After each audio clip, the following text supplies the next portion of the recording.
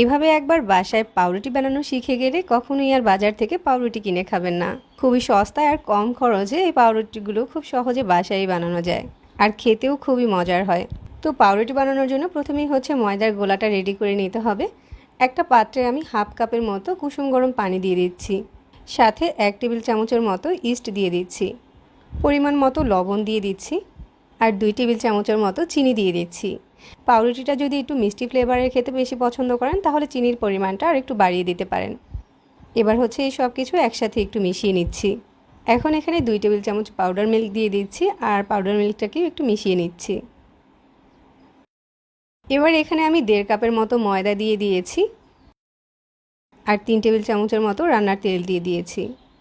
এখন হাত দিয়ে এই সব কিছু একসাথে একটু খুব ভালো করে মিশিয়ে নিতে হবে, আর সফট একটা ময়দার গোলা বানিয়ে নিতে হবে। যদি প্রয়োজন হয় তাহলে আরও কিছুটা ময়দা এখানে অ্যাড করতে পারেন, তবে ময়দার গোলাটা কিন্তু ঠিক এরকম একটু বেশি সফট হবে, ঠিক যেমনটা সফট করে আমি মাখিয়ে নিয়েছি। এতে করে পাউরুটিগুলো বেক করার পরে অনেক বেশি নরম আর তুলতুলে হবে। এবার এখানে আরও কিছুটা রান্নার তেল দিয়ে দিচ্ছি, তাহলে গোলাটা হাতের সাথে লেগে যাবে না।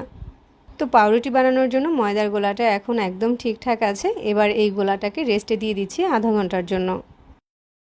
ঠিক আধা ঘন্টা পরে দেখুন ময়দার গোলাটা একদম ফুলে ডাবল হয়ে গিয়েছে। যাই হোক, এবার এই ময়দার গোলার ভিতর থেকে বাতাসটাকে বের করে নিচ্ছি, আর হালকা হাতে একটু ময়দার গোলাটাকে মথে নিচ্ছি। ময়দার গোলাটাকে একটা বোর্ডের উপরে নিয়ে এটাকে একটু ভাগ করে নিচ্ছি। পাউরুটিগুলো চাইলে কিন্তু লম্বা করে বানাতে পারেন, আবার আপনার পছন্দ অনুযায়ী যে কোনো শেপে বানাতে পারেন।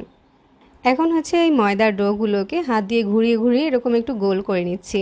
প্রতিটা ময়দার লেচিকে এভাবে হাত দিয়ে গোল করে ঘুরিয়ে একটু সেট করে নিব। আর এই পাউরুটিটা কিন্তু যে কোনো পাত্রে আপনি বেক করতে পারবেন।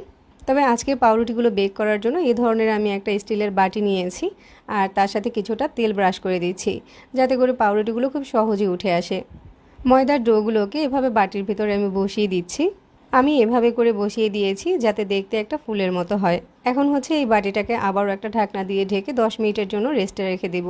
10 মিনিট রেস্টে রাখার পর ময়দার ডোগুলো কিন্তু আবারও ফুলে ডাবল হয়ে গিয়েছে। এখন পাউরুটির উপরে সুন্দর একটা কালার আনার জন্য দুধ আর ডিমের কুসুম আগে থেকেই মিশিয়ে রেখেছিলাম, ওইটা ব্রাশ করে দিচ্ছি। এখন এই পাউরুটিটা বেক করার জন্য চুলায় আগেই একটা হাঁড়ি বসিয়ে 10 মিনিটের মতো প্রিহিট করে নিয়েছিলাম। এখন এর ভিতরে একটা কাগজ বসিয়ে দিচ্ছি, এতে করে পাউরুটির উপরে সুন্দর একটা কালার আসবে। তারপরে এই বাটিটাকে বসিয়ে দিচ্ছি। আমি চুলার আঁচ একদম লোতে রেখে পাউরুটিটাকে 25 মিনিটের মতো বেক করে নিয়েছি। আর এখন দেখুন উপরে সুন্দর একটা কালার এসেছে, আর পাউরুটিটা অনেক বেশি ফুলে গিয়েছে।